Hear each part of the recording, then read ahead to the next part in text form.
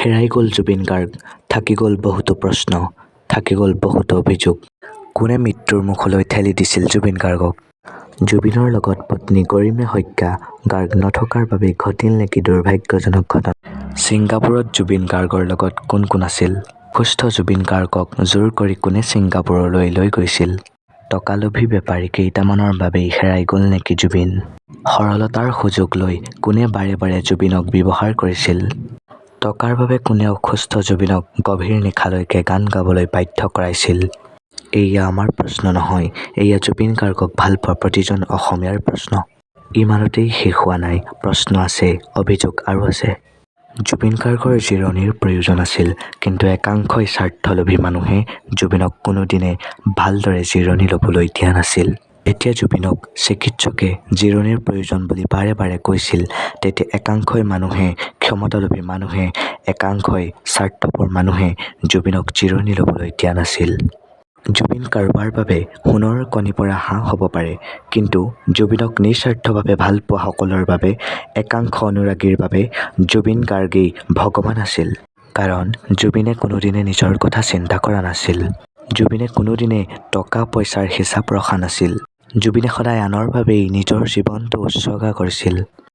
দুহাতেৰে উপাৰ্জন কৰা টকা, টোপনি খতি কৰি উপাৰ্জন কৰা সকলো টকা জুবিনে আনৰ বাবেই খৰচ কৰিছিল। সেইবাবে জুবিন গাৰ্গ ভগৱান স্বৰূপ আছিল। কিন্তু যাক ভগৱান বুলি অনুৰাগীয়ে বুকুৰ মাজত লৈ ফুৰিছিল, যি জুবিন গাৰ্গৰ বাবে প্ৰাণ ত্যাগ কৰিবলৈও সাজু থাকে, যি জুবিনৰ দীৰ্ঘায়ুৰ বাবে অসমৰ সকলোৱে সদায় ভগৱানক প্ৰাৰ্থনা কৰিছিল, সেই জুবিনক কেইটামান স্বাৰ্থলোভী বেপাৰীয়ে নি মাৰি পেলালে বুলি আজি অভিযোগ কৰিছে। অসম আৰু অসমীয়াৰ বাবে সদায় কাম কৰা জুবিনক জিৰণিৰ প্ৰয়োজন আছিল, কিন্তু কেইটামান বেপাৰীয়ে জুবিনক জিৰণি ল'ব দিয়া নাছিল।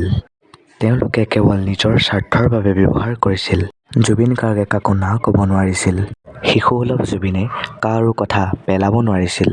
হয়তো সেই সৰলতাৰ সুযোগ লৈ সংস্কৃতিৰ নামত বেপাৰ চলোৱা কেইটামান পাষণ্ডই জুবিনক সদায় ব্যৱহাৰ কৰি গৈছিল।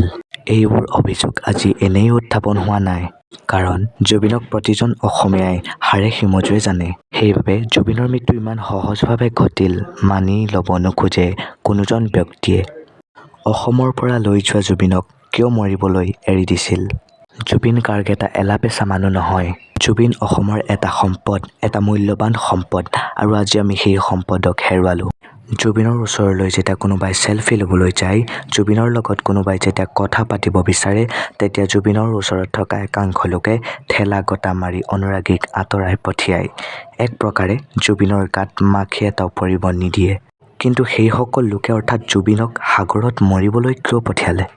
এতিয়া চৌদিশে প্ৰশ্ন উত্থাপন হৈছে যে, যিসকলে জুবিন গাৰ্গৰ ওচৰলৈ কাকো যাবলৈ দিয়া নাছিল, সেইসকলে জুবিন গাৰ্গৰ ওচৰলৈ মৃত্যুক কিয় আহিবলৈ দিলে?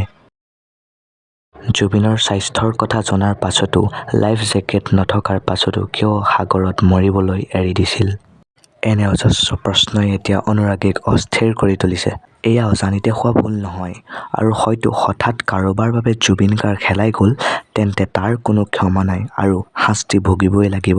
ইতিমধ্যে ঘটনাৰ সন্দৰ্ভত ছিংগাপুৰ আৰক্ষীৰ সৈতে অসম চৰকাৰে অহৰহ যোগাযোগ কৰি আছে, আৰু ছিংগাপুৰ আৰক্ষীয়েও ঘটনাটো গুৰুত্ব সহকাৰে লৈ তদন্ত কৰি আছে। অসম চৰকাৰ তথা অসম আৰক্ষীক আমি এই ঘটনাৰ এক উচ্চ পৰ্যায়ত তদন্ত কৰিবলৈ দাবী জনাওঁ। কেনেকৈ কি হ'ল, কাৰ বাবে জুবিন হেৰাই গ'ল, আৰু সঠিক উত্তৰ অসমবাসীক দিবই লাগিব। ছিংগাপুৰত নৰ্থ ইষ্ট ফেষ্টিভেল আয়োজন কৰা শ্যামকানু মহন্তক এতিয়া অনুৰাগীসকলে প্ৰশ্ন কৰাত লাগিছে। বিভিন্ন স্থানত শ্যামকানু মহন্তৰ নামত এজাহাৰো দিছে। শ্যামকানু মহন্তৰ গুৱাহাটীত থকা ঘৰো ঘেৰাই কৰিছে জুবিন অনুৰাগীসকলে। অভিযোগ প্ৰতিবাদৰ পিছত শ্যামকানু মহন্তই যি স্পষ্টীকৰণ দিলে, সেয়া দেখি পুনৰ বিতৰ্কৰ সৃষ্টি হৈছে। শ্যামকানু মহন্তই কৈছে, তেওঁ জুবিন গাৰ্গৰ মৃত্যুৰ সময়ত তেওঁ ছিংগাপুৰৰ বিভিন্ন ব্যক্তিৰ সৈতে আলোচনাত বহি আছিল। আলোচনাৰ সময়তে জুবিন গাৰ্গৰ মেনেজাৰে তেওঁলৈ ফোন কৰিছিল। মেনেজাৰেহে জুবিনৰ দুৰ্ঘটনা হোৱাৰ কথা জনাইছিল। ডক্টৰ হিমন্ত বিশ্ব শৰ্মাই জনোৱা মতে, স্কুবা ডাইভিং কৰোঁতে জুবিনৰ মৃত্যু হোৱা নাছিল। সাঁতুৰিবলৈ সাগৰত নামিছিল জুবিন গাৰ্গ। প্ৰথমবাৰ সাগৰত নামোতে লাইফ জেকেট পৰিধান কৰিছিল জুবিনে। লাইফ জেকেটৰ ছাইজটো ডাঙৰ হোৱাৰ বাবে দ্বিতীয়বাৰ লাইফ জেকেট পৰিধান নকৰাকৈ সাগৰত নামিছিল জুবিন গাৰ্গ। লাইফ জেকেট নিপিন্ধাকৈ সাগৰত নামিবলৈ কিয় বাধা নিদিলে জুবিনৰ কাষত থকাসকলে? মেনেজাৰ সিদ্ধাৰ্থ সেই সময়ত ক'ত আছিল? যদি সিদ্ধাৰ্থ সেই সময়ত আছিল তেন্তে কি ঘোঁৰা ঘাঁহ কাটি আছিল? প্ৰশ্ন আৰু অভিযোগ ইমানতেই শেষ নহয়। উত্তৰ-পূৰ্বাঞ্চলৰ এটা অনুষ্ঠান ছিংগাপুৰত পতাৰ অৰ্থ কি? দেশত আৰু ঠাই নাই নেকি? সংস্কৃতি ৰক্ষাৰ নামত জুবিনক ব্যৱহাৰ কৰি থকা একাংশৰ স্বৰূপ খানাপাৰাত অনুষ্ঠিত হোৱা বিগত ৰঙালী বিহুৰ ফেষ্টিভেলতেই দেখা গৈছে। এতিয়া প্ৰশ্ন হৈছে, অসমৰ সংস্কৃতি ৰক্ষাৰ বাবে কাৰোবাক ঠিকা দিয়া হৈছে নেকি? অসমৰ বাহিৰত অনুষ্ঠান পতাৰ বাবে অসমৰ কি কি লাভ হৈছে? তাৰ খতিয়ান আয়োজকসকলে দিব পাৰিবনে? বিদেশত গৈ অনুষ্ঠান পাতিলেহে অসমৰ সংস্কৃতি ৰক্ষা হ'ব নেকি? অসুস্থ জুবিনক লগত লৈ মাৰ্কেটিং কৰাসকলে অনুষ্ঠান পাতি কি লাভ হৈছে ক'ব পাৰিবনে? ছিংগাপুৰলৈ ফুচলাই লৈ যোৱা মানুহজনৰ প্ৰতি কি দায়িত্ব ৰাখিছিল আয়োজকসকলে? এইবোৰ প্ৰশ্নৰ উত্তৰ বিচাৰিছে অসমবাসীয়ে। জুবিন গাৰ্গবিহীন এতিয়া প্ৰথম ৰাতিটো কিদৰে অসমবাসীয়ে পাৰ কৰিছে? এয়া টকাৰ লোভত অনুষ্ঠান পতাসকলে কেতিয়াও বুজি নাপাব। 19 ছেপ্টেম্বৰত অভিশপ্ত দিনতে জুবিন গাৰ্গৰ অনুৰাগীৰ চকুৰ টোপনি কাঢ়ি নিলে। সকলোৱে ছাতি ফুটি কৰি উজাগৰি নিশা পাৰ কৰিছে। এয়া হয়তো সেইসকলে অনুভৱো কৰিব নোৱাৰিব। জুবিন গাৰ্গৰ সৈতে অকল্পনীয় ঘটনাটো ঘটিছিল ছিংগাপুৰৰ লেজাৰ্ছ দ্বীপত। 16 গৰাকী বন্ধুৰ সৈতে লেজাৰ্ছ দ্বীপলৈ গৈছিল জুবিন গাৰ্গ। জুবিন গাৰ্গৰ সৈতে আছিল মেনেজাৰ সিদ্ধাৰ্থ। জুবিনৰ সৈতে আছিল সংগীত শিল্পী শেখৰ গোস্বামী।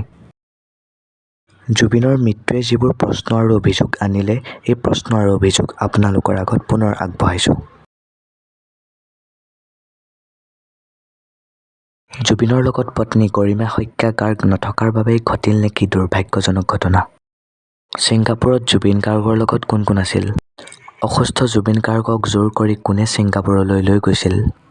টকালোভী বেপাৰী কেইটামানৰ বাবেই হেৰাই গ'ল নেকি জুবিন? সৰলতাৰ সুযোগ লৈ কোনে বাৰে বাৰে জুবিনক ব্যৱহাৰ কৰিছিল? টকাৰ বাবে কোনে অসুস্থ জুবিনক গভীৰ নিশালৈকে গান গাবলৈ বাধ্য কৰাইছিল? যিসকলে জুবিন গাৰ্গৰ ওচৰলৈ কাকো যাবলৈ দিয়া নাছিল, সেইসকলে জুবিন গাৰ্গৰ ওচৰলৈ মৃত্যুক কিয় আহিবলৈ দিলে? স্কুবা ডাইভিং কৰোঁতে জুবিনৰ মৃত্যু হোৱা নাছিল। সাঁতুৰিবলৈ সাগৰত নামিছিল জুবিন গাৰ্গ। প্ৰথমবাৰ সাগৰত নামোতে লাইফ জেকেট পৰিধান কৰিছিল জুবিনে। লাইফ জেকেটৰ ছাইজটো ডাঙৰ হোৱাৰ বাবে দ্বিতীয়বাৰ লাইফ জেকেট পৰিধান নকৰাকৈ সাগৰত নামিছিল জুবিন গাৰ্গ। লাইফ জেকেট নিপিন্ধাকৈ সাগৰত নামিবলৈ কিয় বাধা নিদিলে জুবিনৰ কাষত থকাসকলে? মেনেজাৰ সিদ্ধাৰ্থ সেই সময়ত ক'ত আছিল? যদি সিদ্ধাৰ্থ সেই সময়ত আছিল তেন্তে কি ঘোঁৰা ঘাঁহ কাটি আছিল? অসমৰ সংস্কৃতি ৰক্ষাৰ বাবে কাৰোবাক ঠিকা দিয়া হৈছে নেকি? অসমৰ বাহিৰত অনুষ্ঠান পতাৰ বাবে অসমৰ কি কি লাভ হৈছে? তাৰ খতিয়ান আয়োজকসকলে দিব পাৰিবনে? বিদেশত গৈ অনুষ্ঠান পাতিলেহে অসমৰ সংস্কৃতি ৰক্ষা কৰা হ'ব নেকি? অসুস্থ জুবিনক লগত লৈ মাৰ্কেটিং কৰাসকলে অনুষ্ঠান পাতি কি লাভ হৈছে ক'ব পাৰিবনে? ছিংগাপুৰলৈ ফুচলাই লৈ যোৱা মানুহজনৰ প্ৰতি কি দায়িত্ব ৰাখিছিল আয়োজকসকলে?